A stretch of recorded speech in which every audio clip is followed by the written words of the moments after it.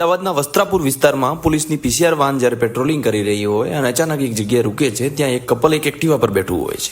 પોલીસની ગાડી જેવી જ ઊભી રહે ત્યારે કપલમાંથી જે પુરુષ હોય એ ભાગીને ત્યાંથી દોડી જાય છે અને મહિલા એકલી ત્યાં ઊભી રહે છે. પોલીસ પૂછપરછ કરે છે મહિલાની કે કેમ પેલો વ્યક્તિ તમારો સાથીદાર ભાગી ગયો. ત્યારે મહિલા જવાબ આપે છે કે એ મારો મિત્ર છે અને આ એક્ટિવા કોની છે એવો પ્રશ્ન પૂછવામાં આવે ત્યારે મહિલા કે એક્ટિવા મારી પણ નથી. એટલે અવાવરૂ એક્ટિવાને પોલીસ વસ્ત્રાપુર પોલીસ સ્ટેશનમાં લઈ જાય છે. હવે આ બાજુ ગાંધીનગરમાં જે સિરિયલ કિલરને શોધ માટે દોડધામ થઈ રહી હતી, દેશની ગુજરાતની પોલીસની મોટી મોટી ટીમો કામે લાગેલી હતી.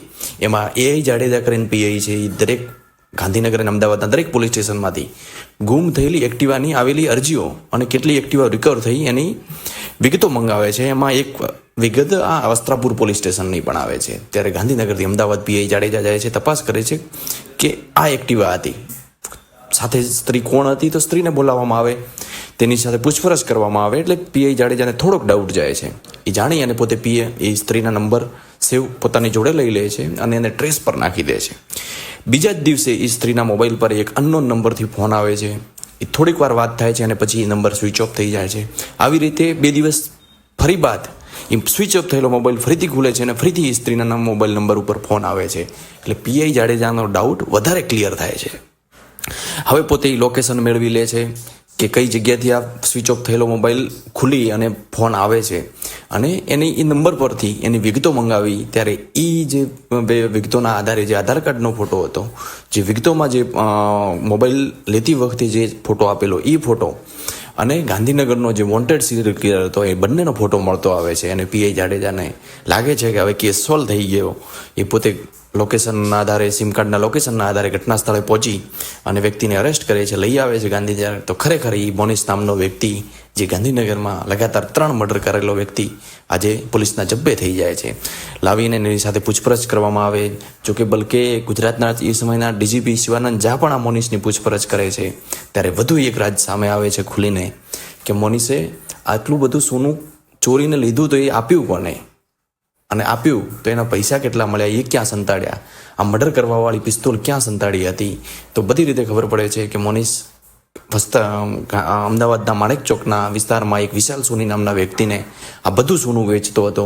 પણ એક દિવસ બને છે એવું કે વિશાલ જ્યારે પેટ્રોલ પંપ ઉપર પેટ્રોલ ભરાવા જાય છે ત્યારે પોલીસના દ્વારા જે વોન્ટેડના પોસ્ટરો મારેલા હતા એમાં મોનિસનું પણ એક પોસ્ટર હતું અને મોનિસનો ફોટો હતો. એ વિશાલ જોઈ જાય છે.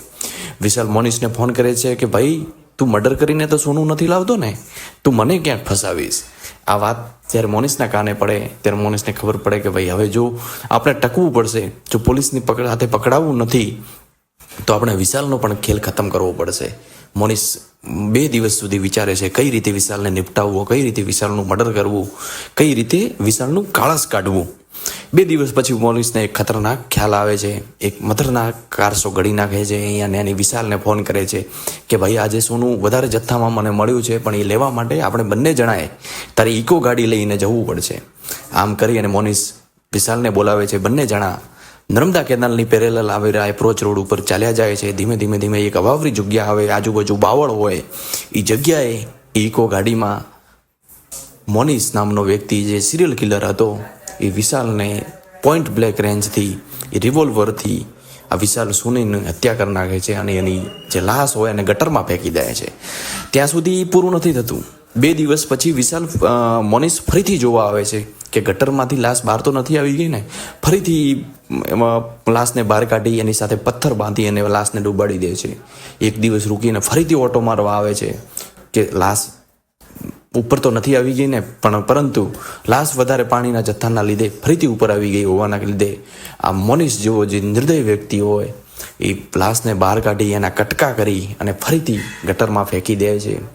અને આ રીતે પોતે જેણે માલ વેચ્યો હતો એ માલ વેચનારનું પણ કાસળ કાઢી નાખે છે.